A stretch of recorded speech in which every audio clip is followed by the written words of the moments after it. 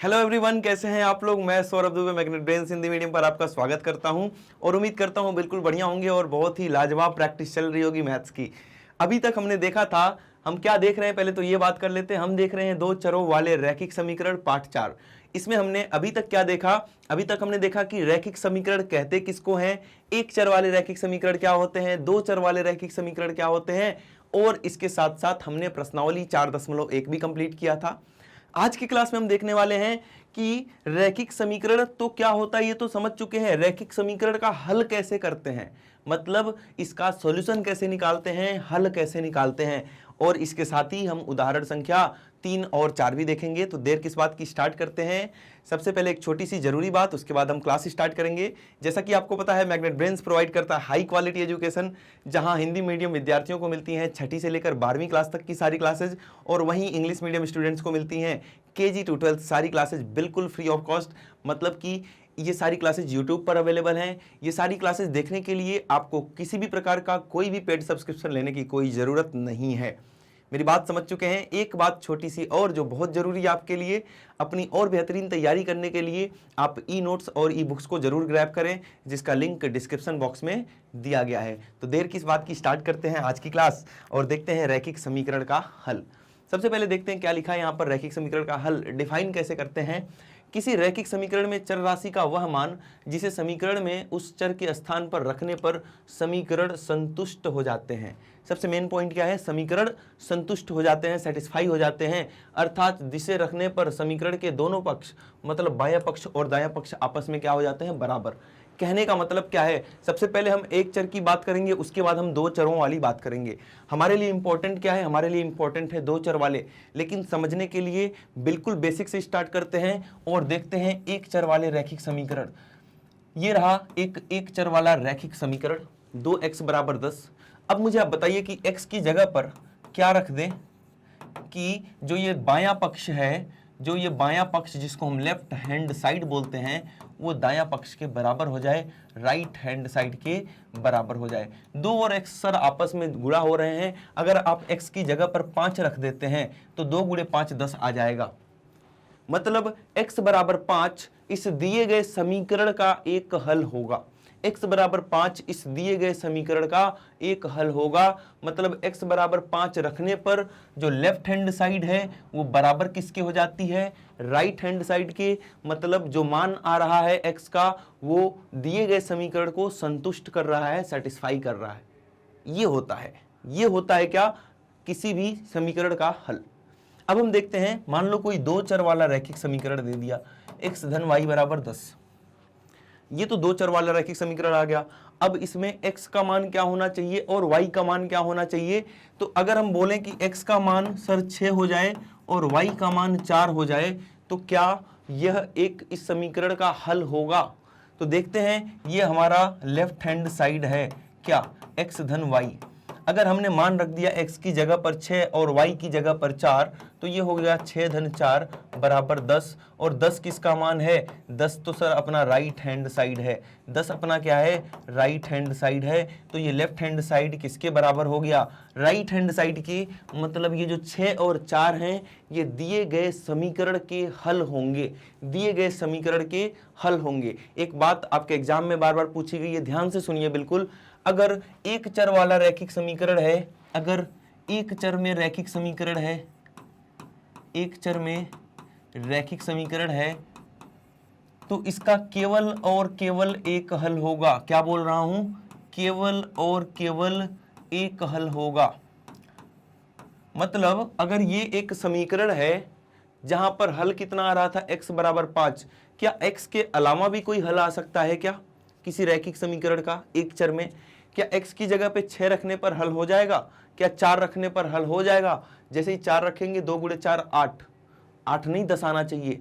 मतलब अगर एक चर में रैखिक समीकरण है तो उसका एकमात्र एक हल होगा, केवल और केवल एक हल होगा। लेकिन अगर दो चरों में रैखिक समीकरण है, अगर दो चरों में रैखिक समीकरण है तो उसके कितने हल होंगे, इसके अनंत हल होते हैं, इसके अनेक हल होते हैं। कैसे सर, आपने तो एक ही हल बताया, x बराबर 6 और y बराबर 4। अरे x बराबर 9 रख लो और y बराबर 1। क्या 9 और 1 10 होता है? 9 और 1 को जोड़ोगे तो भी तो 10 आएगा। अरे x बराबर 5 रख लो और y बराबर भी 5। 5 और 5 को जोड़ोगे 10 तो आएगा। तो ऐसे आप बहुत कुछ रख सकते हैं। x बराबर 2, y बराबर 8, x बराबर 3, y बराबर 7। तो आप देख सकते हैं कि अगर एक चर वाला रैखिक समीकरण है तो केवल और केवल एक हल मिलेगा, लेकिन अगर दो चरों वाला रैखिक समीकरण है तो उसके अनेक हल मिलेंगे। मेरी बात क्लियर हुई? समझ में आ रही हैं चीजें? हर एक बात समझनी है। छोटे छोटे पॉइंट जो एक नंबर में आ जाते हैं, आप देखते होंगे कि आप पढ़ने में बहुत अच्छे हैं, ठीक है, पढ़ने में बहुत अच्छे हैं। जो बड़े बड़े सवाल हैं उनको भी एकदम उड़ा दे रहे हैं, बढ़िया से कर दे रहे हैं, पूरा नंबर भी आ रहा है। लेकिन बहुविकल्पीय में एक दो क्वेश्चन ऐसे मिल जाते हैं आपको जहां आप गलत कराते हैं और वही 2-3 नंबर आपके कट जाते हैं। वो वही वाले क्वेश्चन होते हैं, यही वाले, कि ऐसे पूछ लिया कि बताओ दो चरों में रैखिक समीकरण के कितने हल होते हैं। अब वहां पर ना आप सोच नहीं पाते हो। सोच क्यों नहीं पाते हो? क्योंकि ये चीजें पढ़ते नहीं हो। अगर पढ़ाई नहीं जाएगी, पढ़ोगे नहीं तो कैसे कर पाओगे? इसीलिए छोटी से छोटी बात जो बताई जा रही है ये आपके एग्जाम के लिए बहुत जरूरी है। आपको समझना है, सीखना है, मेहनत करनी है, प्रैक्टिस करनी है, ठीक है। समझ में आ गई चीजें? एक स्क्रीनशॉट लेंगे, बढ़ेंगे आगे। अब हम बढ़ते हैं अपने नेक्स्ट टॉपिक पर, एक चर वाले रैखिक समीकरण का हल, जो अभी मैंने बताया। तो क्या लिखा है यहां पर? किसी रैखिक समीकरण में चर राशि का वह मान जो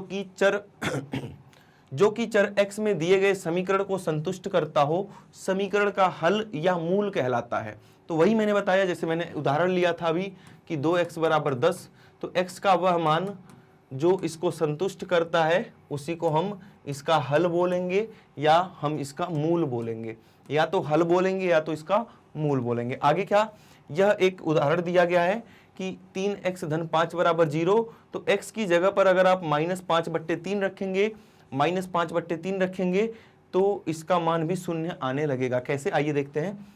x की जगह पर अगर आप -5/3 रख देते हैं, यही था ना, जहां x था वहां -5/3 रख दिया, 3 से 3 काट दिया, यहाँ माइनस का 5 बचा, यहाँ प्लस का 5, 0 आ गया। मतलब ये लेफ्ट हैंड साइड 0 आ गई, राइट हैंड साइड पहले से ही 0 है, मतलब कि -5/3 इस दिए गए समीकरण का एक हल होगा। क्लियर है बात? कोई दिक्कत? ये नोट, ये मैंने पहले ही बता दिया कि अद्वितीय होता है। मतलब कि अगर कोई रैखिक समीकरण है तो इसका केवल और केवल एक हल होगा। अद्वितीय का मतलब केवल एक हल, उसके जैसा कोई नहीं, केवल एक हल। गाना सुने हो? कौन सा? छोड़ो, समझ में आ गई बात? अद्वितीय, उसके जैसा कोई नहीं, है ना, उसके जैसा कोई नहीं, अद्वितीय हल। अब देखते हैं दो चरों वालों की बात करते हैं। अभी तक हमने एक चरों वाले रैखिक समीकरण की बात की, उसके हल की बात की। अब हम दो चरों वाले रैखिक समीकरण की बात करेंगे। तो यहां पर दो चरों में x और y दोनों चीज आएंगी, मतलब x और y के मानों का वह युग्म जो इस समीकरण को क्या करता है? संतुष्ट करता है, वह इसका हल कहलाता है। और ये तो आपको पता है कि अभी मैंने बताया था ना, x धन y बराबर 10, इसके अनेकों अनेक हल होते हैं, अनेक हल। तो वही लिखा है नोट डाल के कि दो चर वाले रैखिक समीकरण के अपरिमित रूप से अनेक हल होते हैं, अपरिमित रूप से अनेक हल होते हैं। क्लियर है बात? कोई दिक्कत वाली बात है क्या? क्लियर है ना? इसका स्क्रीनशॉट लेंगे जिससे कि आपको याद रहे चीजें, और बढ़ते हैं आगे।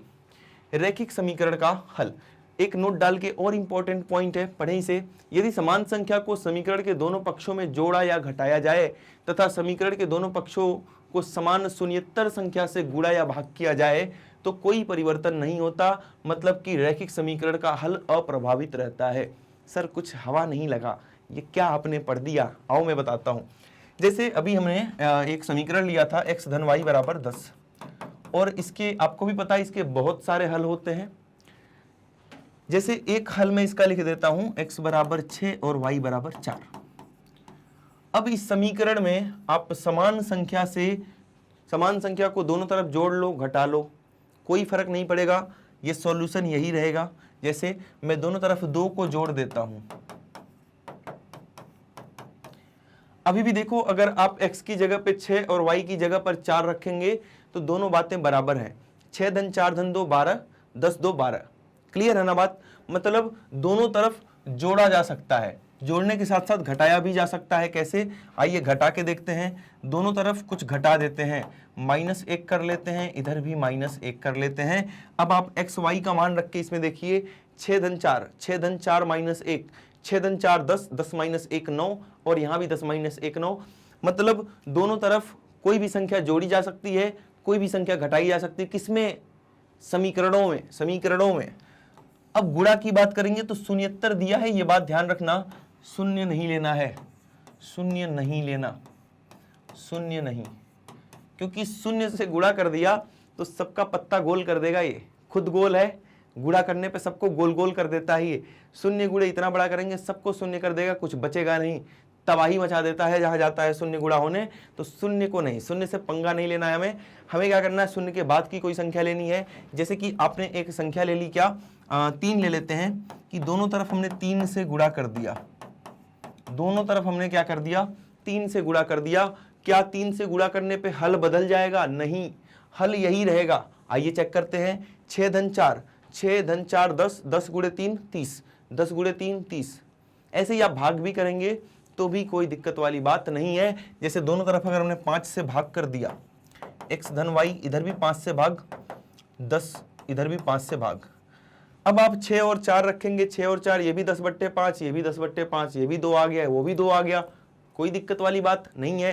क्लियर है ये बातें, समझ में आ चुकी सब पॉइंट्स, हर एक पॉइंट समझ में आ चुका है, कोई दिक्कत वाली बात नहीं है। आगे बढ़ेंगे, स्क्रीनशॉट लेंगे। यहाँ देखिए, जोड़ घटाना गुणा भाग सब करके दिखा दिया कि किसी समीकरण में जोड़ घटाना गुणा भाग करने से कोई फर्क नहीं पड़ता, बशर्ते गुणा भाग आपको दोनों तरफ करना है। ये मत करना कि इधर जोड़ दिया इधर नहीं जोड़ा, गलत बात है। ये दोनों चीजें आपस में बराबर हैं, जो इसको दोगे वो इसको भी देना पड़ेगा। क्लियर है बात? आगे बढ़ें, आगे बढ़ते हैं और देखते हैं नेक्स्ट टॉपिक अपना, उदाहरण संख्या 3, एनसीईआरटी का उदाहरण संख्या 3। क्या बोल रहा है, समीकरण x धन 2y बराबर 6 के 4 अलग अलग हल ज्ञात कीजिए। इंपॉर्टेंट क्वेश्चन है, 2 नंबर में आपके एग्जाम में आता ही, और बड़ा ही आसान है। पता नहीं बहुत सारे स्टूडेंट्स को ये आसान नहीं लगता है, लेकिन वाकई में बहुत आसान है। जो मैं मेथड बता रहा हूँ उस मेथड पे थोड़ा सा गौर करें। देखो, आपको जो मन करे लिख दो, जो मन करे लिख दो का मतलब, मान लिया y का मान मैंने 1 ले लिया, y का मान क्या ले लिया, 1 ले लिया। अब देखो x का मान क्या आता है, x धन y की जगह पर 1 लिखें, x धन 2 गुणे 1 2, 2 को उधर भेजेंगे, 6 - 2 4। पहला हल क्या आ गया, 4,1। पहला हल क्या आ गया, 4,1। मतलब x का मान 4 और y का मान कितना, 1। x का मान 4 और y का मान 1। यहाँ पे आप 4 और यहाँ पे 1 रख के देखेंगे तो जो आंसर इधर आएगा, मतलब इधर 6 आएगा, इधर भी 6 आएगा। देखो, 4 धन 2 गुणे 1, 4 धन 2, 4 धन 2 6। एक मान आ चुका है 4,1, दूसरा मान निकालेंगे। अब x की जगह कुछ लेने का आपका मन कर रहा है तो x बराबर 2 ले लो। x बराबर क्या ले लिया, 2। x की जगह पर 2 रखें, रख दिया x की जगह पे 2।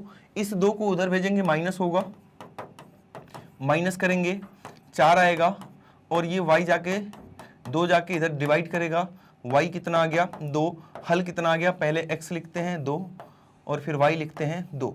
2,2 भी इसका एक हल है। यहाँ पर 2 लिख के और यहाँ पे 2 लिख के देखो, 2 दूना 4, 4 धन 2 6। आगे बात समझ में। तीसरा 4 हल लिखना है ना, ऐसे अनंत हल लिख सकते हो, ऐसे करके अनंत हल लिख सकते हैं। जैसे x बराबर 1 भी ले सकते हैं, x बराबर 0 लेते हैं ना, x बराबर 0 ले लिया, x बराबर 0 ले लिया तो 0 धन 2y बराबर 6, 0 धन 2y बराबर 6। 0 का कोई मान है नहीं तो 2 जाके उधर भाग हो जाएगा, y बराबर 6/2 मतलब कि 3। तो एक हल आ गया 0,3। x को 0 ले लिया, y को 3 ले लिया, 3 दूना 6 आ गया। क्लियर? अब एक और मान निकालना है, चलो y को 0 ले लें, y को 0 ले लेते हैं, y बराबर 0। 0 लेना आसान है ना, मजा आ जाता है, सबको अपने जैसा गोल कर देता है 0, है ना। वैल्यू किसी की घटा भी सकता है और बढ़ा भी सकता है। जब 0 किसी से गुणा होता है तो उसकी जिंदगी तबाह कर देता है, और जब 0 किसी के आगे लगता है तो मजे ही मजे आ जाते हैं, है ना। आगे रुपीज लिख दूं और मजे आ जाए। आगे बात समझ में। तो 0 की बहुत वैल्यू है, हल्के में मत लेना इसे। यहाँ देखो, x 2 गुणे 0 0 हो गया, तो x का मान 6, पहले x लिखेंगे फिर y। तो ये 4 हल आपको दिख रहे होंगे, ये 4 हल हो जाएंगे। ऐसे आप अनेकों हल लिख सकते हैं। 2 नंबर का क्वेश्चन आपके एग्जाम में 100% आता है, छोड़ना नहीं है, छोड़ना नहीं है। क्लियर है? अभी क्या था, अभी हमारे पास एक समीकरण दिया था और हमसे बोला कि इसके हल ज्ञात करें, हमने कर दिया। आगे देखते हैं, इसका स्क्रीनशॉट लेंगे, उसके बाद आगे बढ़ेंगे। ठीक है, बहुत बढ़िया, बहुत बेहतरीन। अब देखते हैं उदाहरण संख्या 4, इसका 4 का पहला पार्ट। निम्नलिखित समीकरणों में प्रत्येक के 2-2 हल। हमारे ऊपर रहम किया गया है, अभी तक 4 हल पूछ रहा था, अब 2 हल पूछ रहा है। कुछ नहीं करना, x बराबर 0 ले लिया। x बराबर जब 0 ले लिया तो x जहां दिख रहा है 0 रख दो, और 0 का काम तो जानते ही हो, इसको कर दिया खत्म। तो बच गया 3y बराबर 12, y बराबर 12/3 का मतलब 4, y बराबर 12/3 का मतलब 4, y बराबर 4 आ चुका है। हल बताओ। पहले सर x लिखते हैं, अभी तो ताजा ताजा पढ़ा के आया हूं चैप्टर 3 में निर्देशांक ज्यामिति में, कि जब भी हम किसी का कोऑर्डिनेट निर्देशांक लिखते हैं, सबसे पहले x वाला फिर y वाला, है ना। तो सबसे पहले x फिर y, यह इसका एक हल है 0,4। ऐसे ही 2 ही हल निकालना है ना, एक और निकाल दो, y बराबर 0 रख दो, तो क्या हो जाएगा 4x धन, देखो 4x धन 3 गुणे y, 3 गुणे 0 बराबर 12। ये तो खत्म, तबाही। तबाही का दूसरा नाम शून्य। मैं बोल रहे हो तुम लोग, मैं बोल रहे हो तुम लोग, थोड़ी ना तबाही हो। तबाही का दूसरा नाम शून्य है ना। यहां देखो 12/4, 3 आ गया, x का मान कितना आ गया, 3 आ गया, और यहां से हल जो आ रहा है 3,0। तो एक हल हो गया 0,4, दूसरा हल हो गया 3,0। कोई दिक्कत वाली बात नहीं है, समझ में आ गई चीजें। ठीक है, आगे बढ़ सकते हैं। अच्छा, ये हल जानना बड़ा जरूरी है। जब आपको इसका ग्राफ बनाना पड़ेगा ना, ग्राफ, आलेख, उस टाइम पे भी आपको इसी प्रकार के 2-2 हल या 3-3 हल निकालने पड़ेंगे। तो अभी सीख लेंगे, बहुत फायदा करेगा। क्लियर है बात? कोई डाउट वाली बात नहीं है। आगे बढ़ें। ठीक है, उदाहरण संख्या 4 का ये सेकंड पार्ट है। यहां पर भी एक बार x को 0 रखेंगे, तो 2 गुणे 0 धन 5y बराबर 0, ये तो खत्म। 5y बराबर 0, y बराबर 0/5, और 0 कोई भी नंबर 0 होता है सर। तो एक हल क्या आ गया 0,0, एक हल क्या आ गया 0,0, एक हल क्या आ गया 0,0। अब हम क्या करने वाले हैं, कोई और नंबर लेंगे। अब आपको लग रहा होगा y बराबर 0 ले लो सर, एक बार x बराबर 0 खेला था, एक बार y बराबर 0। जब आप y बराबर 0 लेंगे, तो जब y बराबर 0 होगा तो x बराबर भी कितना आ जाएगा 0, जो हमारे पास पहले ही आ रखा है। तो आपको कुछ और सोचना पड़ेगा, आपको कुछ और सोचना पड़ेगा। हम x बराबर कितना ले लें, कुछ भी ले लो यार, क्या ही करना। x बराबर -1, अब -1 लिख गया तो लिख गया, जो ले लो, कोई भी नंबर ले लो। तो क्या हो जाएगा 2 गुणे -1 धन 5y बराबर 0। मेरी बात समझ पा रहे हैं? 2 गुणे -1 कितना होता है, -2 होता है, धन 5y बराबर 0। इस 2 को उधर भेजेंगे तो कितना हो जाएगा 2, y कितना आ गया 2/5। 2/5 को आप 0.4 भी लिख सकते हैं, या यहां भी छोड़ सकते हैं 2/5 में भी। तो पहला दूसरा हल कितना आ गया -1,0.4, -1,0.4। कोई दिक्कत परेशानी तकलीफ नहीं है, बेहतरीन है। सॉल्यूशन निकालना आसान है कि x का कोई भी मान ले लो, y निकाल दो, या y का भी कोई मान ले लो, x निकाल दो, मिल गया सॉल्यूशन। आ गया मजा, आ गया मजा, मिल गया सॉल्यूशन। अब देखते हैं इसका थर्ड पार्ट। थर्ड पार्ट में क्या है, x सर गायब है इसमें तो x गायब है, तो इसका केवल और केवल एक हल होगा, 2 हल तो हो ही नहीं सकता। क्या लिखेंगे, 3y धन 4 बराबर 0 है ना, तो y बराबर यहां से -4/3 आएगा। यहां पर केवल एक हल होगा।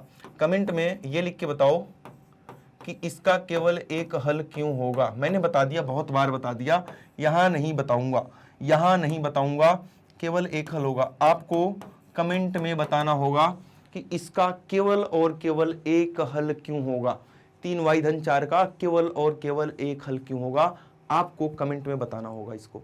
ठीक है, जब भी मैं मानूंगा कि कुछ पढ़ाई कर रहे हो, जब भी मैं मानूंगा।